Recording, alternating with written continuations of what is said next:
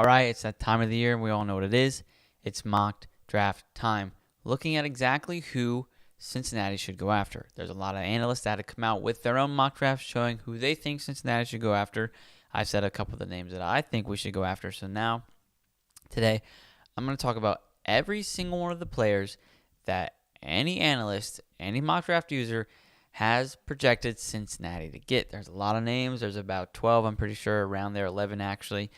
11 names that we'll be talking about today. So this is going to be a little bit of a long video. There's going to be a lot of information, but just stick with me. Once again, a lot of this is coming from NFL analysts and then also myself. I have a couple players that I put in there myself. We'll go through each of them. Then at the very end, I have a ranking of who I would draft, depending on obviously what the actual draft happens. But before I jump in to any of that, make sure you subscribe to the Bengals Digest channel. This number right there, it keeps going down. It was at 96 yesterday. Now it's at 95. If you haven't subscribed yet to the Bengals Digest channel, go ahead. Please do me a favor. The community around here is growing every single day. More comments, more likes, more subscribers. And I can't thank you guys enough. I appreciate it so much. And please keep commenting. Like I said, I want to build a community of Houda Nation and Bengals fans. So keep commenting, questions, disagreements, anything to keep the conversation going. Comment down below. But also, if you want to reach out to me personally or just send me, if you want to reach out not via comments, this is my Twitter. My handle X, not Twitter, X. My handle is Lokey_Carson. Lokey_Carson, all lowercase, LOKEY_Carson, CARSON. If you want to go send me a tweet, I post a lot of Bengal stuff. As you can see, those are my other teams.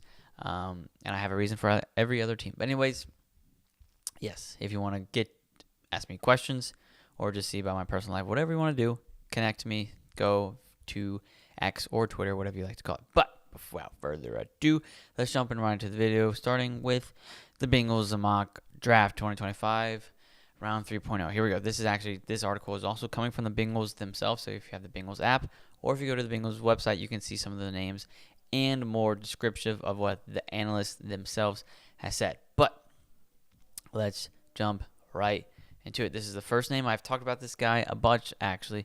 Jahad Campbell, linebacker out of Alabama. There's a few Alabama guys that we'll be talking about today. But the main thing that is going to be prominent through this video is the defensive players. Obviously, the defense on the Bengals side needs to get fixed. Our rushing defense, our total defense was around 25.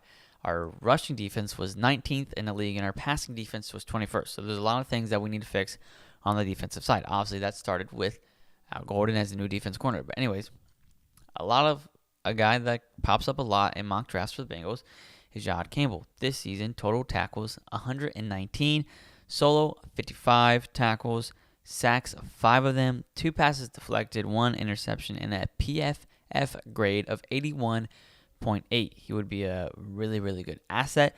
I think there was guys I would draft before him in the first round. This is also, once again, this is a mock draft for just the first round. I'm not saying we should go after all of these guys. A lot of these guys are projected first round or second round. So these are guys we would probably have to draft with our first pick because they wouldn't fall to our second round pick, most likely. We maybe could wiggle room with some of them, but not likely. But because of our linebacker core already and some of the other guys, the positions that we won't be needing, he's a little bit lower on my rankings.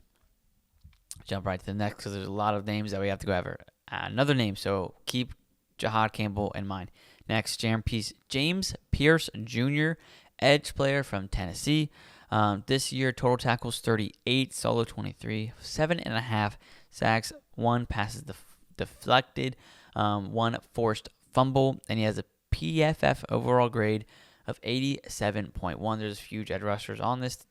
Obviously, the production at edge is solely coming from Trey Hendrickson. So a bunch of these guys in the draft that we're naming is because of trying to get more production on the opposite side of Trey Hendrickson. Obviously, Trey Hendrickson, 2 years in a row, 17.5 sacks. We need to get him help. James Pierce Jr. is a guy that could instantly give us helps. This next guy is the exact same. Jack Sawyer, edge rusher from Ohio State, who just won the national championship. Go Bucks. total tackles this year, 59. Solo, 25. Sacks, 9. Passes deflected, 6. Interceptions, 1. PFF forced fumbles, 3. PFF grade of 90.5. 90.5. I think overall he might be a more versatile player of James Pierce, but both are tremendous athletes. And I think a little bit later, I think Jack Story would be the one to fall. I don't think we even have the chance to draft James Pierce Jr. I think James Pierce Jr. Is going to go before 17, but I'll talk about that later on. I'm just trying to get through all the names, and I'll talk about kind of my rankings and all the good stuff. Next, if you're talking about Ohio State, wrong one. Got to talk about Michigan. Kenneth Grant, defensive tackle for Michigan. Total tackles, 32. Solo, 18. Sacks, 3. Passes deflected, 5. PFF overall grade of 83. Great defensive line. Oh my, he is a really big boy, and he can move. He's about 300 pounds, and he can run a 4.4. Not actually, but that's what it looks like. That man can move. He's probably the fastest defensive tackle in this draft, and I'm not over-exaggerating. Next, another defensive tackle, Derek Harmon out of Oregon. This year, total tackles, 45. Solo tackles, 27. 5 sacks, 2 passes deflected, 2 forced fumbles, and overall grade PFF-wise of 83.6. Once again, there's another defensive tackle that we should go after. This guy, Walter Nolan, coming out of Ole Miss. I said Ole Miss, sorry. Total tackles this year's 48. Solo, 26. Sacks, 6.5. Passes deflected, 2. A PFF grade of 88.9. He's likely a guy that could fall, and I likely would draft him. Obviously, I would like to draft every single one of these guys on the board. But anyways, moving fast, like I said, a lot of names to talk about. Malachi Starks, safety out of Georgia. Total tackles this year, 77. Solo tackles, 52.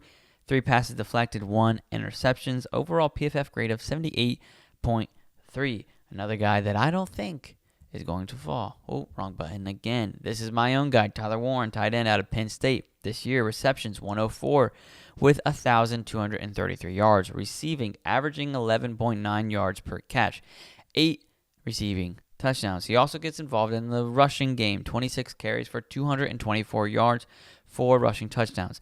PFF grade-wise, 91.2. Also an effective blocker, which Cincinnati needs. Let's keep moving on. Tyler Booker, offensive guard out of Alabama. 6'5", 325 pounds.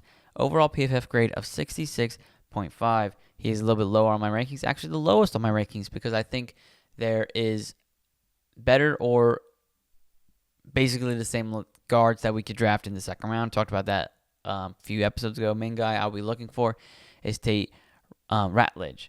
Moving on to the next guy, we got Benjamin Morrison, cornerback out of Notre Dame. This is there because he's going to be a first-round pick, most likely. Why I think Cincinnati would go after him is because of Al Golden. Obviously, Al Golden was the former defensive coordinator of Notre Dame. And he is, once again, like I talked about yesterday, he is familiar with Al Golden's scheme. He has a relationship with him. Wouldn't be surprised if we draft him. This year, once again, he missed more than half the season due to a hip injury. 20 total tackles, 14 solo tackles, 3 passes deflected, 0 interceptions this year. But his career, so in 2 years before this season, he had 9 interceptions total. Didn't get any this year because of his injuries. But moving on.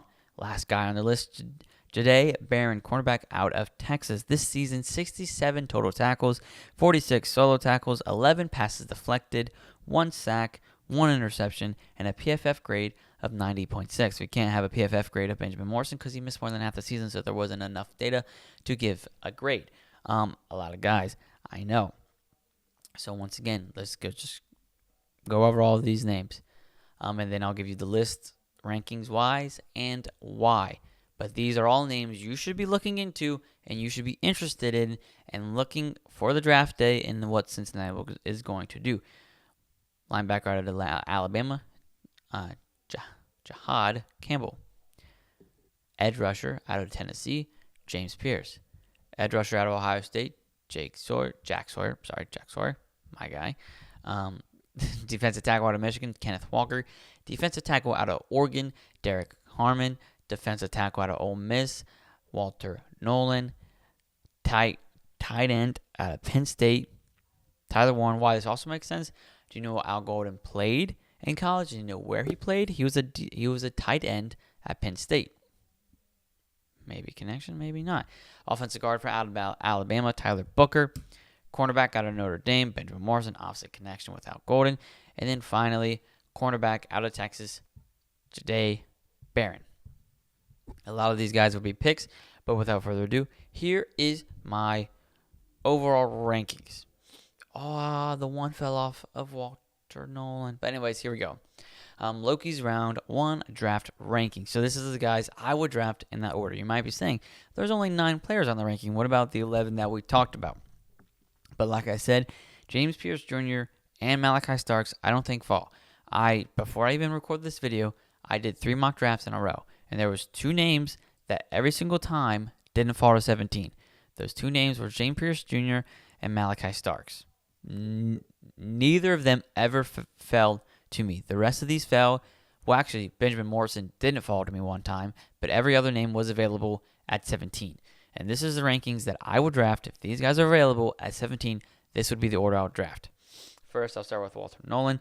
I'm basing it a lot off of PFF grade. I really trust the PFF grade, but also just the stats in general. Out of the defensive tackles, he's the best defensive tackle available, I would think.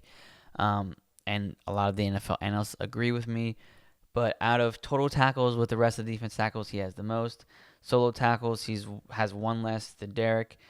Sacks, he has the most with 6.5. Passes deflected, not the most, but 2. So he's effective in the passing game. He's a big guy. And an 88.9 PFF grade as a defensive tackle would be huge for Cincinnati, obviously trying to stop the run, and that's a huge thing that we have to worry about. And then going down the list, next, if Walter's not there, I would go draft Jack Sawyer. You would be saying, what about James Pierce Jr.? Like I said, he's gone in every single mock draft, so I don't think he'll fall. But if you guys want to, if Walter Nolan isn't there, I don't think Jack Sawyer is falling to us late in the second round. So if he's there at 17, it's hard to pass him up. With a PFF grade of 90.5, so over 90, with 59 tackles, 9 sacks, 6 passes deflected, and an interception, and 3 forced fumbles, he's a playmaker. He makes plays in the most crucial moments of the game. Against Michigan this season, he had an interception that Buckeye fans thought was going to make him a Buckeye legend. A bunch of guys thought after the interception, Ohio State was going to go score. It didn't happen. But against Texas, if you haven't watched the play, 4th and goal, Texas, obviously in their own end zone, or on their own red zone with 4th and goal. Jack Sawyer beats the offensive tackle, smacks the ball out of Quinn Ewers' hands, and he runs basically 83 yards, or like 80 yards for a scoop and score. He makes plays when the plays are needed the most. That's why he's number 2. Benjamin Morrison is number 3 because we need some cornerback help. And once again, like I said, he fell to me 2 times out of the 3 times. So there's a good chance he might be gone. So if he falls to 17, that's a big thing to pass up on, especially with his relationship with Al Golden already. That's why he's so high. Jahdae Barron, I also think cornerback should be a big position we go after this season. Once again, I've talked about drafting a cornerback late. But if Jahdae Barron's there, it's hard to pass him up as well. Same goes with the rest of them. If Cincinnati really wants a defensive tackle first round, but Walter Nolan's not there, then you go Derek Harmon. If Derek Harmon's not there, then you go Kenneth Grant. I would probably go get a linebacker later, but if you don't feel comfortable with the other linebackers late in the draft, go with Jahad Campbell. If we don't have Mike Gesicki, if we can't sign Mike Gesicki and we don't trade for Kyle Pitts, which I don't think we should, I'm going to go get Tyler Warren. If we can't get... I'm being serious. If Mike Gesicki does not sign with the Cincinnati Bengals, Tyler Warren is moving from 8 to 1. I'm looking for Tyler Warren at 17. And then why Tyler Baker's at the very bottom, because I think we can go get a guard of basically the same value in the second round with Tate Rutledge, and even later on in the draft. I've talked about Joshua Gray. I've talked about Clay Webb out of Jack State. There's a lot of offensive guards this draft class that I would feel fine drafting late and having them start day one. And then once again, go get a guy like Trey Smith in free agency. But the most important thing, I think, with the first round pick is that Cincinnati, I've said this before, Cincinnati needs to go draft a guy that's going to start right away. Cincinnati should not be drafting depth with the first-round pick. I think we need to go get a guy. Need to go get a guy that's going to have a significant role day one. Maybe the defensive tackles is that, but we don't know what's going to happen with Sheldon Rankins, and we don't know with B.J. Hill. There's a lot of things that still are in question that haven't been answered yet via the Bengals. So that's why defensive tackles are so high. But if we signed both, then I don't think the defensive tackles would be the first option I would go get. Then I would rather go get like a cornerback or Tyler Warren, who would start first round, or maybe even guard if you feel good about Tyler Booker. There's a lot of different things that need to happen for me to be confident in who I think we're going to draft round one, and me feeling confident in what position we're going to draft. There's still a lot of guys that need to be like, if we don't sign T. Higgins, we need to go get a wide receiver. And like I said, I already talked about the wide receivers I think would be available, like Luther Burden and Emeka Egbuka. There's a lot of answers that are unquestioned in Cincinnati. But even though that is true, these are the guys I should be looking out for. Once again, going to go over the names, and you can see them so you can be picturing them, maybe look up their highlights, because I'm going to be talking about these guys a lot for the next few months until the draft. First guy you need to look out for is Jahad Campbell. Then you need to look out for James Pierce Jr. Don't think he'll fall, but he's a really great player and would be interesting to see in the stripes. Next, Jack Sawyer, Ohio State. Next, Kenneth Grant, Michigan. Next, Derek Harmon from Oregon. Next, Walter Nolan from Ole Miss. Next, Malachi Starks from Georgia. Don't think he'll fall, but it'll be a great pickup for Cincinnati. Next, Tyler Warren. He's my guy. Love him. Next, Tyler Booker from Alabama, guard. Next, cornerback, Benjamin Morrison from Notre Dame. And finally, cornerback, Jahdae Barron from Texas. There's a lot of new things and a lot of ways Cincinnati can go right now. And there's a lot of holes on both the offense and defense that need to be filled. I think there's a lot of positions that I would feel comfortable drafting late round. Like I even said about, I've mentioned his name multiple times, Kobe Bryant. I think he's going to have a similar rookie season to what Sauce Gardner had if he goes to the right situation. And I think a scheme like Al Golden fits Kobe Bryant perfectly. He's a ball hawk. He's all over the place. And that's how Golden even said his most important job is making sure that Joe Burrow has the ball as much as often. And how do you do that? You force turnovers. So you go get a guy like Benjamin Morrison who can force turnovers. You go get a guy like Xavier Watts who can force turnovers. You go get a guy like Kobe Bryant who can force turnovers. You get a guy like Jack Sawyer who can force turnovers. Watch out for that. That's a big thing for defensive guys. I think Golden, he's going to have control of the defense and who we draft defensively. He's going to go after guys that are aggressive and that are playmakers and that are known to turn over the ball a lot. Like Jack Sawyer has 3 forced fumbles this year with an interception as a defensive edge. 6 passes deflected. The more passes are deflected, more chance of obviously a tip drill basically, and 9 sacks. There's a lot of chances, 3 fumbles coming off those sacks, a lot more chance. A lot more sacks means a lot more chances for forced fumbles. I think that's Al Golden's defense. That's his scheme. He likes to turn over the ball a lot, and he's even said that. So watch out for aggressive guys on the defense for the secondary guys that are ball hogs, that are not going to be afraid to hit the wide receivers and try to draw the ball loose, but then also guys that know how to read an offense well. And for the D-line and linebackers, guys that are aggressive, like a guy like Jahad Campbell. He's all over the place. 5 sacks.